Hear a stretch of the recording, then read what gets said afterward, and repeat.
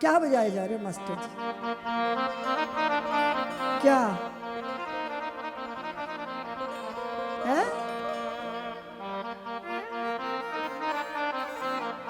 पल्ले तो ये पड़ी है। बात ये है कि जब त्याग हो गया ना उनका, तब हृदय में व्याकुलता पैदा हुई। और उन्होंने क्योंकि भगवती का रूप धारण किया था, इसलिए प्रभु को स्वीकार नहीं थी वो वाम भाग में। और जब घर के भीतर रहो और संवाद ना हो, बहुत पीड़ा होती है, बहुत पीड़ा होती है। सबने अनुभव किया होगा। हमारे गुरुदेव रुष्ट हो जाते थे तो बोलना बंद कर देते थे, तो हम कहते थे गुरुदेव मार लो पर चुप मत हो, कुछ तो बोलो ना, गलती हो गई तो बता दो। जब संबंधों में संवाद ना हो तो संबंध मर जाता है। भोले बाबा चुप हो गए क्योंकि वो बताना नहीं चाहते थे। सत्य है पर कड़वा है, बताएंगे तो ठीक नहीं रहेगा। लेकिन व्यवहार से तो सती को पता चल गया कि मेरा त्याग हो गया है। जलता हुआ हृदय है, तो जलता हुआ हृदय कैसे शांत होगा? तो पहले तो भगवान तो समाधि में ही चले गए थे, और जब समाधि उनकी खुली तब वो दुनिया भर का इतिहास वर्णन करने लगे, मीठी मीठी कथाएं सुनाने लगे। और सती सुन रही हैं, लेकिन अंदर तो दुखी है ना वो। उन्हें पता है कि मैं पत्नी होने का सौभाग्य खो चुकी हूँ। और फिर इधर उधर उन्होंने देखा, उनके पिता के यहाँ यज्ञ का आयोजन था और देवताओं को जाते देखा, तो फिर उनके मन में चटपटी लगी। और फिर वो भगवान से कहती हैं कि मैं चली जाऊं, वैसे चले जाना चाहिए। अब यहाँ भी वो साफ सुथरी बात नहीं कर रही हैं। भगवान ने कहा जाना चाहिए पिता के घर, पर निमंत्रण तो है ही नहीं। उन्होंने जानबूझ के निमंत्रण नहीं दिया। तो ये कहती है अनाहुत अतिथि भी तो बन जाना चाहिए ना, गुरु के यहाँ, स्वामी के यहाँ, पिता के यहाँ। भगवान की बात तब भी नहीं मानी। और सती जब गई हैं तो भगवान ने साथ में कुछ गणों को जोड़ दिया है। और भगवान सोचते हैं अब जो होना है बाप के घर हो तो अच्छा है। और फिर यहाँ सती ने व्याकुल होकर प्रभु श्री राम को प्रार्थना की है कि मेरा ये शरीर अब धारण करने योग्य है नहीं, मैं प्रभु का वर्ण करना चाहती हूँ, इस शरीर से भेंट हो नहीं पाएगी। और ये प्रार्थना उनकी सुन ली गई है। और दक्ष के यज्ञ में उनका जब प्रवेश हुआ तो वहाँ मान नहीं मिला, सम्मान नहीं। देखो कितने विचित्र हैं ये दक्ष जी महाराज। लोग कहते हैं कि सबको जो है पद मिल जाए तो उसका दिमाग ठिकाने रहना कोई जरूरी तो नहीं है ना। कहो खगेश को जग माही, ऊंट चढ़े जो हालत नाही। हिलेगा ना वो ऊंट पे चढ़ा हुआ। पद मिल गया, दिमाग खराब हो गया। तो प्रजापति बन गए हैं ये दक्ष जी महाराज।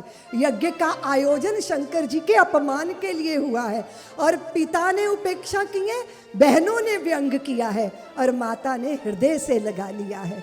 और हृदय सती का जलने लगा है। जब अपने प्रेम तो है ना भोले बाबा से, तो जब उनका भाग वहाँ नहीं देखा तो व्याकुल होकर उन्होंने सबको शापित किया है। और क्रोधित होकर उन्होंने योग अग्नि में अपने तन को जलाया है। ओम नमः शिवाय, ओम नमः शिवाय, ओम नमः शिवाय का मंत्र जाप करते शरीर छूटा है। अंत समय जो मति होती है, अगला जन्म उससे ही निश्चित होता है। और सती जो है वो हिमाचल के यहाँ पुत्री बनकर जन्म हुआ है उनका, और वो पार्वती बनकर जन्मी है। यहाँ यज्ञ का विध्वंस करने के लिए वीर भद्र को भेजा गया है। और पूरी कहानी का सार ये है कि अगर संसार के अंदर प्रतिष्ठा के लिए धर्म का कार्य कर रहे हो, प्रतिष्ठा तो मिल जाएगी पर परमात्मा नहीं मिलेंगे। यज्ञ तो हो रहा है, अब यज्ञ कर्म अच्छा है, पर इरादा यज्ञ कर रहे हैं शंकर जी का अपमान करने के लिए। कर्म भी अच्छा हो और इरादा भी अच्छा हो, तब बात बनती है। इसलिए अच्छे कर्मों से प्रतिष्ठा मिलती है और अच्छे इरादों से प्रसन्नता मिलती है। प्रतिष्ठा बाहर से मिलती है, प्रसन्नता भीतर से मिलती है। समझ आया? हाँ, एक कुएं में कुतिया गिर के मर गई, सड़ गई। कुआं सड़ांद मारने लगा। सबने कहा जल कैसे पवित्र होगा, तो पंडितों से पूछा, उन्होंने कहा गंगा जल डालो, गुलाब जल डालो, कन्या भोज भी करवाओ, भागवत की कथा भी करवा लो। बोले इतना लंबा काम? बोले कुआं तो ऐसे ही पवित्र होगा। तो चंदा भी हो गया, कथा भी हो गई, गंगा जल भी डाल दिया, गुलाब जल भी डाल दिया, पर कुएं से दुर्गंध आना बंद नहीं हुई। तो लोगों ने कहा देखो पंडितों ने इतना खर्चा करवा दिया, कुएं की दशा सुधरी नहीं। तो सब शिकायत लेके गए। तो पंडित जी पूछे कि गंगा जल डाला? बोले भर भर के घड़े डाला। तो पंडित जी ने कहा ऐसा तो नहीं होना चाहिए, ये बताओ कुतिया कुएं से निकाली कि नहीं? बोले कुतिया तो कुएं में ही है, गंगा जल बहुत डाला, गुलाब जल बहुत डाला। तो पंडित जी बोले मूर्खो, कुतिया तो कुएं से निकालो। तो जब तक हृदय के कुएं में अहंकार का कुत्ता सड़ता रहेगा तब तक लाख करवाओ धार्मिक कार्यक्रम, कुछ बात बनने वाली है नहीं। इसलिए अभिमान का पोषण नहीं होना चाहिए। शुभ कीजिए पर अहंकार के पोषण के। और अब सती के साथ जो हुआ वो कैसे हुआ ना, दक्ष अभिमान्यु के रोगी हैं, मैं करने वाले, उनको बकरे का मुख मिल गया, भृगु जी की दाढ़ी उखाड़ दी गई, पूसा के दांत टूट गए, तमाम टूट फूट हुई उस यज्ञ में। लेकिन यज्ञ पूर्ण होना चाहिए, इसलिए आशुतोष भगवान के चरणों में ब्रह्मा जी ने प्रार्थना की, यज्ञ पूर्ण हुआ। और सती जो थी वो हिमाचल के घर में उनका प्रादुर्भाव हुआ। हमारे यहाँ कहते हैं कि कर्म करो और ठाकुर के चरणों में समर्पित कर दो। सदकर्मों का भी समर्पण होना चाहिए। अर्पण बाद में कुछ मांगता है, पर समर्पण कुछ बदले में चाहता नहीं है। इस कथा का सार ये है, समझिए कि आपसे करवाया जा रहा है, आप कर नहीं रहे हो, आप उपकरण हो भगवान के हाथों के। श्रेष्ठ से श्रेष्ठ कार्य करो, शिखरों पर बैठ जाओ, पर रसातल को नापने की सामर्थ्य तब आएगी जब आप में कर्ता भाव नहीं होगा। शिखरों पर बैठ के रसातल नापने की सामर्थ्य आती है जो प्रभु को समर्पित हो जाते हैं। और जिनका मन स्वयं शांत हो जाता है वो औरों के मन को भांपने की सामर्थ्य उनमें आ जाती है।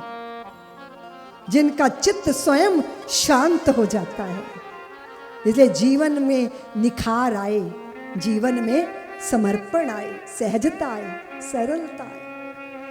यहां सती ने प्रभु का स्मरण करते त्यागा था अपनी काया को। तेहि कारण हिम गिरि ग्रह जाई, जनमी पार बती तनु पाई। तेहि कारण हिम गिरि ग्रह जाई, जनमी पार बती तन पाई। जब ते उमा शैल ग्रह जाई, सकल सिद्धि संपत्ति ताह छाई। जब ते उमा शैल ग्रह जाई, सकल सिद्धि संपत्ति ताह छाई।